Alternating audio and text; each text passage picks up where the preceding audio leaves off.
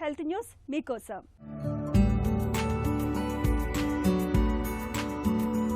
40 ఏళ్లు దాటగానే కొంతమంది పురుషులకు అంగస్తంభన అనేది సమస్యగా మారుతుంటుంది.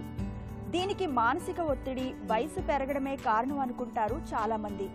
కానీ ఇది కేవలం ఒక శృంగార సమస్య మాత్రమే కాదు. భవిష్యత్తులో రాబోయే ప్రాణాంతకమైన గుండె జబ్బుకు ఒక బలమైన హెచ్చరిక అని అంతర్జాతీయ వైద్య సంస్థ మేయో క్లినిక్ కు చెందిన శాస్త్రవేత్తలు స్పష్టం చేస్తున్నారు. రాబోయే 5 ఏళ్ల తర్వాత గుండెకు వచ్చే ముప్పును మన శరీరం ముందే ఈ రూపంలో సూచిస్తుందని వారి పరిశోధనలో తేలింది. మన శరీరంలో గుండెకు రక్తాన్ని చేరవేసే ధమనుల పరిమాణం సుమారు 3 నుంచి 4 మిల్లీమీటర్లు ఉంటుంది. వీటితో పోలిస్తే పురుషాంగానికి రక్తాన్ని చేరవేసే ధమనులు చాలా సన్నగా, కేవలం 1 నుంచి 2 మిల్లీమీటర్ల పరిమాణంలో మాత్రమే ఉంటాయి.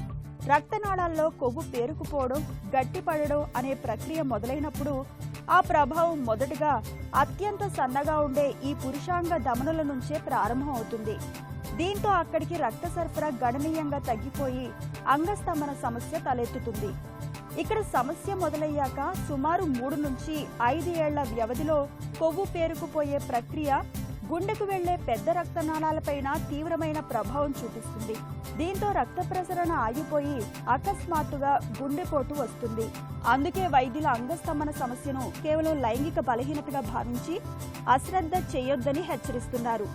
అంగస్తంభనకు తోడు మధుమేహం, హై బీపీ, పొగ అలవాటు, స్థూలకాయం వంటి సమస్యలున్నప్పుడు తప్పనిసరిగా ఒకసారి కార్డియాలజిస్ట్ ను సంప్రదించాలని పరిశోధకులు సూచిస్తున్నారు.